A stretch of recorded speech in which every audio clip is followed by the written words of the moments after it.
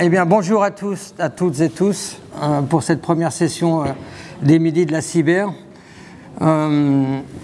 L'idée, c'était de vous faire partager des connaissances pour vous aider à monter en compétence au niveau des risques cyber qui nous menacent. Plus particulièrement le phishing, qui est, on va dire, cette technique d'envoyer des mails pour usurper la confiance des gens et faire en sorte qu'ils nous délivrent des informations, que ce soit des informations sur eux ou sur l'organisation. Par rapport, je vais faire une petite parenthèse par rapport à hier, donc vous avez bien compris que vous n'avez pas gagné grand-chose en termes de tombola pour les JO aujourd'hui. Il faut savoir que quand on mène des attaques de ce type de phishing, le taux de réussite général, enfin le taux espéré théorique, quand on planifie des attaques, on part sur 1 pour 3000, parce qu'on a 1 million 3000 victimes. 1 million de mails, 3000 positifs. J'ai appris qu'on a à peu près 2500-3000 personnes sur site de manière régulière journalière.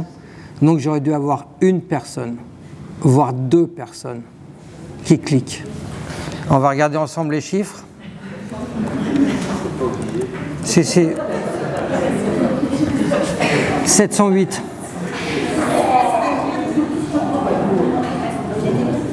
Ça calme, hein? Et dans les 708 mentions spéciales ou 32 qui ont téléchargé la pièce jointe et activé la pièce jointe. Alors si vous voulez, je balance les noms, hein, comme ça. Non, mais plus sérieusement, à la rigueur, les 708 qui se sont fait avoir, on est là pour régler le problème. Les 32 sur la pièce jointe, là ça me fait moins rire. Parce qu'une pièce jointe activée, c'est un hôpital qui tombe. Et quand je dis qu'il tombe, il tombe. On fait tomber un hôpital avec un ransomware, là c'était 32 activés d'un coup, donc c'est pas le Covid, c'est 32 Covid que vous prenez, vous savez de quoi on parle. Là c'est juste ingérable. Donc le coût des logins mot de passe, c'est chiant, mais un mot de passe ça change. Une pièce jointe activée, croyez-moi, c'est la merde. Voilà. Et là les 32, ça me fait mourir, je pense que je vais faire des consultations en privé pour savoir pourquoi ils ont cliqué dessus. Bref, parenthèse fermée, on a du boulot. Oui, quand on arrive en retard, on ne fait pas de grands gestes aux gens qui parlent. Je stigmatise personne, mais je parle bien de vous. Donc l'idée aujourd'hui, en fait, c'est de vous apprendre à lire un mail suspicieux. Dans le phishing, comme beaucoup de choses dans la vie, quand vous avez un doute, c'est qu'il n'y a plus de doute. Tout simplement. Si déjà vous avez un doute, c'est qu'il n'y a pas de doute. Alors le phishing, pourquoi faire? Quand on envoie un mail, le mail va être lu avec un ordinateur. L'ordinateur, lui, va délivrer des informations pour lire le mail. Et si le mail il a été fait de manière à demander à l'ordinateur à être très bavard, l'ordinateur il fait ce qu'on lui dit. Le langage informatique, c'est une grammaire. Quand on se dit bonjour, vous répondez par bonjour. Bon, si on lui dit bonjour ordinateur, dis-moi tout ce que tu sais sur toi. Donc l'ordinateur, il va donner à l'attaquant des informations sur les machines, ce qui peut être intéressant pour savoir si le parc est à jour. Là, je regarde la DSI et je les félicite pour le boulot, parce que maintenir un parc à jour comme ils le font, c'est pas simple, mais ils le font brillamment. Ça va donner des informations sur le navigateur utilisé. Là, il peut y avoir des petits écarts, parce que des applis matchés qui marchent avec des vieilles versions de tel ou tel logiciel qu'on ne peut pas mettre à jour, eh ben, c'est pas un cas isolé. Sur la localisation et l'heure locale. L'heure locale, c'est très important. Parce que quand on attaque à des périodes où la personne, elle n'est pas le plus affûtée. Hier, je vous ai eu au petit-déj tombé du lit. J'avoue que c'était... Enfin, je me suis marré, quoi. Mais tomber du lit juste avant de bouffer, parce qu'on a juste envie d'aller bouffer. Juste après bouffer, parce qu'on est juste en mode léthargique. Ça, c'est vraiment des heures où les sources d'emmerde arrivent en nombre. Et puis après, bien sûr, récupérer les identifiants de la personne. Alors, comment reconnaître le truc que je vous ai envoyé? On va faire ensemble toute la méthodologie que je fais, moi, quand j'ai un doute. Le but du jeu, c'est de vous partager des compétences. Déjà, le mail, quand on le lit, on voit bien là? Oh putain. Bon, déjà, je concours ARS 2024, JO 2024. Pourquoi répéter 2 fois 2024 et pourquoi le 2024 est collé au JO? Une boîte comme l'ARS, ils ont pas que des stagiaires. Un truc comme ça, normalement, ça part pas. Ah bon, ils ont que des stagiaires, ça balance. Oui, désolé. Qui c'est qui chouine? Donc, première chose, ARS Paris 2024, jeu concours ARS 2024, JO 2024, tout ça c'est collé. On voit l'adresse mail ARS-Paris 2024, pourquoi pas. Mais alors, qu'est-ce que ça fout là? Sécurité-santé.net. Première chose qu'on fait, on va sur le navigateur.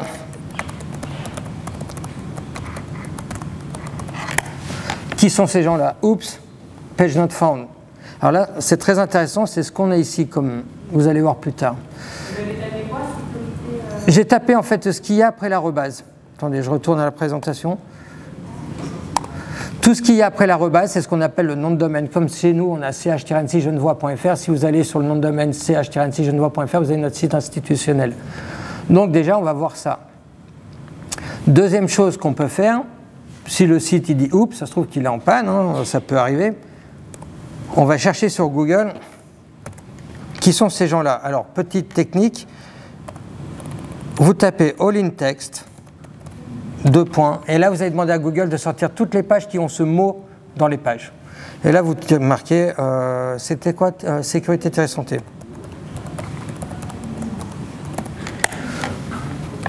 Et là, on voit qu'il n'y a rien du tout. Les pages sécurité et santé, c'est pas sécurité-santé, c'est des sécurité ou santé.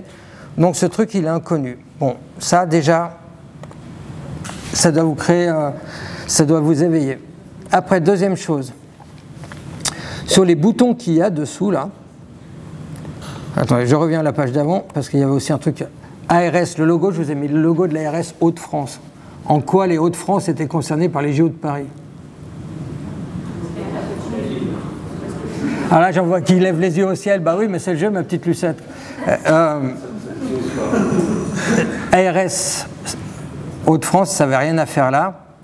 Après, vous pouvez aussi aller sur le site de l'ARS, et de regarder si c'est une communication sur de la billetterie pour le personnel de santé comme c'était présenté. Remettez toujours en question ce qu'on vous dit. Prenez rien pour argent comptant. Doutez de tout, mais tout le temps. Là, c'était vraiment simple. Après, on peut monter, je vous en ferai un autre plus tard dans l'année, je viserai le 100%. Donc là, le logo, ça devait vous interpeller. Pourquoi pas sur le fond de l'action de l'ARS, pourquoi pas, c'est sympa de leur part. D'autant plus, il paraît qu'il y a des gens qui ont eu des places de rugby pour la Coupe du Monde. Il y a eu une loterie de places de rugby avec l'ARS, donc ça collait. Mais après, autre chose, quand vous mettiez la souris sur les boutons, là, c'était toujours le même lien. Mais ça ne peut pas marcher parce que c'est 3 sports différents. Comment, avec le même lien, on va pouvoir réserver des billets pour 3 sports différents? Ça n'avait pas de sens.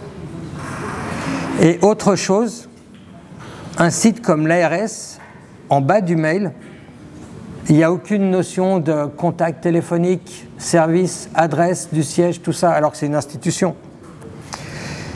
Et aussi, quand vous prenez le lien pour se désinscrire, c'est exactement le même lien que les autres billets. Alors le lien, on voit j02024.com.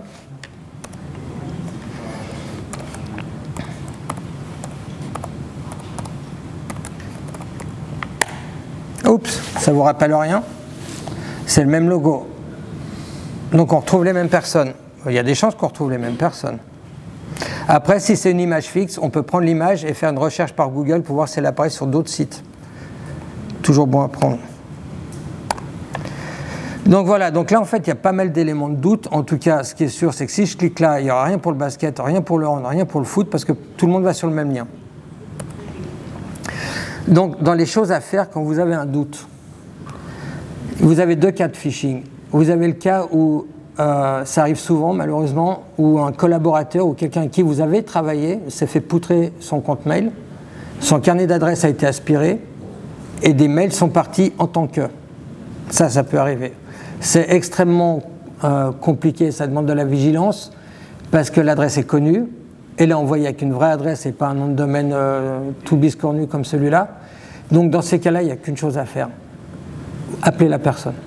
Mais vraiment, il y a une chose à faire, appelez la personne et rien d'autre. Si la personne ne sait pas ce qui se passe, comme ça vous l'alertez, ça évitera que d'autres personnes se fassent taper, mais ne répondez surtout pas. On peut cacher des pixels dans un mail. Dès que le mail est vu, le pixel il renvoie une adresse IP, on sait que le mail est actif, on sait qu'il a été lu. Il y a plein de pièges comme ça, ne pas l'ouvrir. Vous voyez le mail, madame, machin, oh, je la connais, mais c'est quoi ce mail à la con? J'appelle. Pièce jointe, encore moins. Pièce jointe, encore moins. Que les choses soient claires. J'attends pas de vous d'avoir une attitude d'ingénieur informatique, vous n'êtes pas là pour ça. On vit dans une époque qui ne facilite pas les choses. L'informatique, c'est notre outil de travail. On en a besoin, on en a tous besoin. Parce que ici, il y a des docteurs, je vous mets au défi de sauver qui que ce soit sans ordinateur, sans équipe, on va se marrer. Donc il faut vraiment qu'on fasse attention à ce qu'on fait.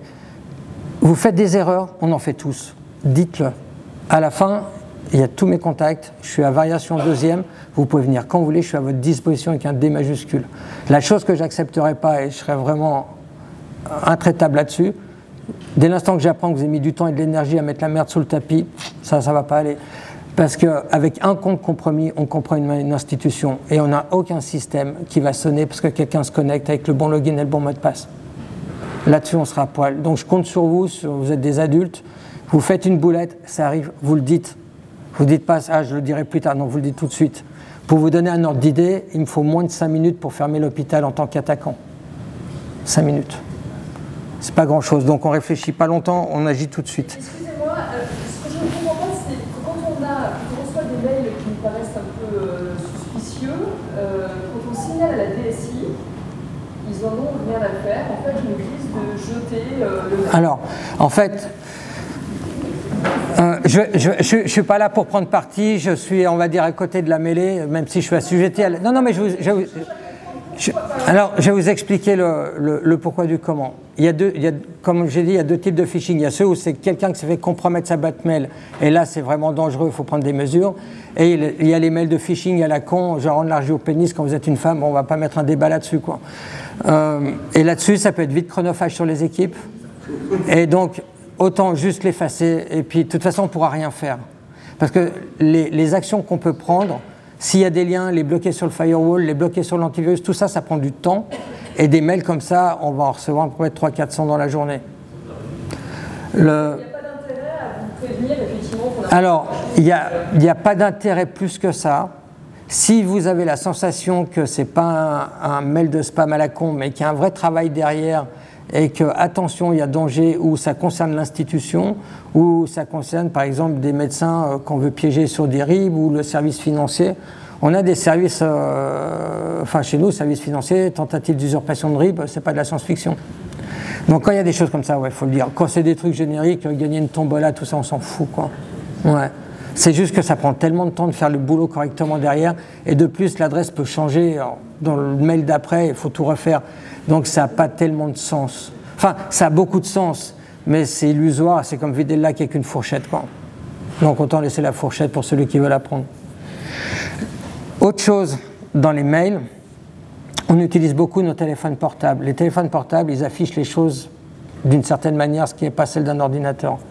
Il y a quelqu'un ici qui s'est fait avoir parce qu'elle l'a lu sur son téléphone. Bah ouais, c'est fait pour. Vous avez un doute, reconsultez le mail depuis votre PC de bureau. Parce que là, les images s'affichent, les liens s'affichent en grand, tout s'affiche en grand et ça permet de mettre en lumière certains pièges. Vraiment, là, si quand il y a quelque chose qui vous alerte, vous m'envoyez le mail en pièce jointe. Donc, il y a une petite fonction sur Outlook, au-dessous de plus, là, transférer en tant que pièce jointe. Ne pas forwarder le mail, ne pas le transférer, surtout pas. Dans un mail, il y a des informations qu'on appelle des informations méta, qui sont un peu l'ADN du mail. Ça va être les adresses d'où ça vient, comment ça a été fait, tout ça. Quand vous transférez, vous mettez votre ADN avec celui du meurtrier et après on est perdu. En tant que pièce jointe, tout est préservé pour moi pour analyser. Donc pensez bien à faire ça, puis vous risquez rien, je risque rien. C'est pas comme quelqu'un ici qui a cliqué, qui m'a dit que la pièce jointe était vide, elle m'a renvoyé ça en disant mais oui, la pièce jointe est vide. Non mais là c'est pas bon. Là. Je dirais pas le nom, elle est pas là. Autre chose, pourquoi il faut faire attention à ces choses-là? Qu'est-ce qui se passe en fait sur le principe d'une attaque? Parce que quand les gens ils déploient de l'énergie et du temps pour faire un phishing, c'est pas pour enfiler des perles derrière. Donc la reconnaissance, c'est quelqu'un qui veut nous attaquer, comment il fait? Truc tout simple, hein. Il n'a pas besoin de pirater quoi que ce soit. Il dit à Google,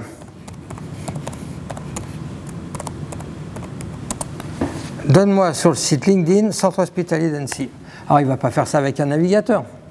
On a des logiciels pour ça. Et dessous, ah, ben, donc on peut demander à Google de dresser une liste de tous les gens qui travaillent au centre hospitalier d'Annecy qui sont inscrits sur des réseaux professionnels ou autres. Et très facilement, on va trouver une adresse mail et on va voir que l'adresse mail, c'est la première lettre du prénom et le nom derrière. Donc après, on peut constituer des adresses, des fichiers d'adresses. Donc ça, c'est la reconnaissance. Une fois qu'on a fait la reconnaissance, on va commencer à créer un virus qui ira bien. Et puis la livraison, dans ce cas-là, oui, c'est les pièces jointes.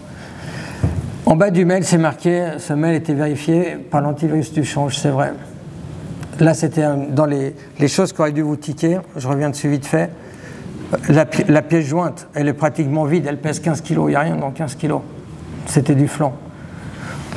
Une pièce jointe avec un virus, ça va faire 150, 80, au-dessus de 80, au-dessus de 80, 90. On peut commencer déjà à prendre des gants pour la manipuler. Donc, la livraison par mail. Et puis, une fois que c'est cliqué, je vous ferai un jour une séance, une démonstration d'attaque pour comprendre comment ça marche et qu'est-ce qui se passe quand un poste est attaqué.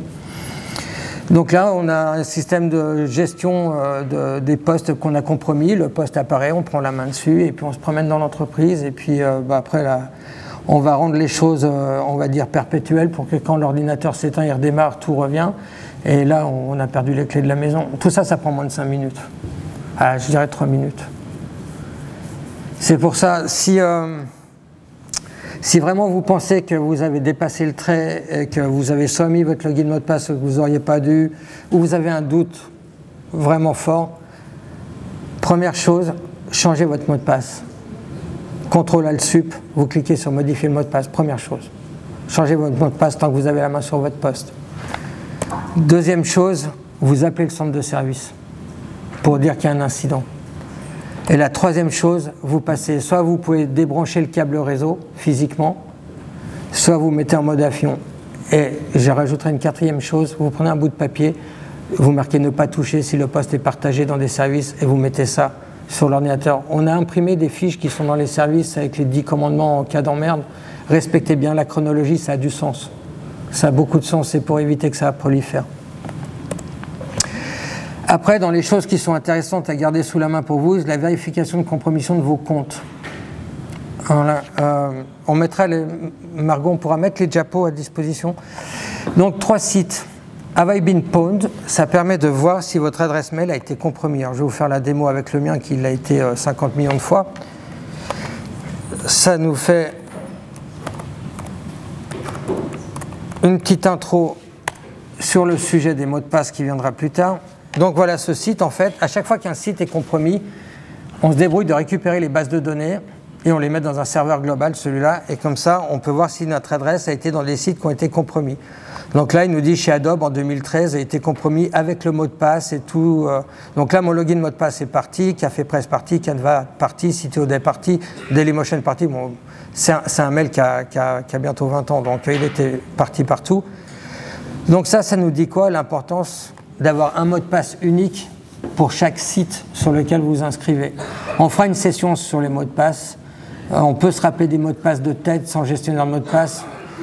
Perso, je me remets d'un AVC, j'ai pas de mémoire et j'ai aucun gestionnaire de mot de passe, donc si moi j'y arrive, j'ai aucun doute que vous allez y arriver. Il y a juste des techniques et des petites gymnastiques que je vous partagerai. Donc séparez bien vos mots de passe, surtout pas un mot de passe pour aller sur Internet et vous connecter au change, parce que là, ça va pas le faire. Le mot de passe est unique. Si vous sortez les clés dans vos poches, là, trouvez-moi la clé qui fait la maison, la voiture et la boîte aux lettres. Il n'y en a pas, je vous la fais courte. Chaque clé est différente parce qu'elle protège des choses qui ont des valeurs différentes et qui ont des résiliences différentes. Deuxième autre, cybermalveillance. Cybermalveillance, je vous le donne. C'est une très belle institution qui a été créée par l'ANSSI, l'Autorité nationale de la sécurité des systèmes d'information. Beaucoup de tutos, beaucoup de guides, et surtout si vous avez des problèmes personnels d'usurpation d'identité, de piratage et tout ça, c'est eux qu'il faut contacter. Avant d'aller à la police, franchement, ils vont servir à rien. Mais eux, ils vont vous donner les démarches. Très bon site. Et après, si vous voulez monter en compétences, il y a le MOOC de l'ANSSI, où c'est une sorte de formation gratuite de cybersécurité qui est vraiment chouette. Elle devrait être obligatoire, mais ça, c'est un autre débat et ça serait compliqué. Mais je vous invite à être curieux là-dedans, vous allez apprendre plein de choses. Donc voilà, je suis Hervé Pellerin, votre RSSI. Si vous avez des questions, je suis à vous.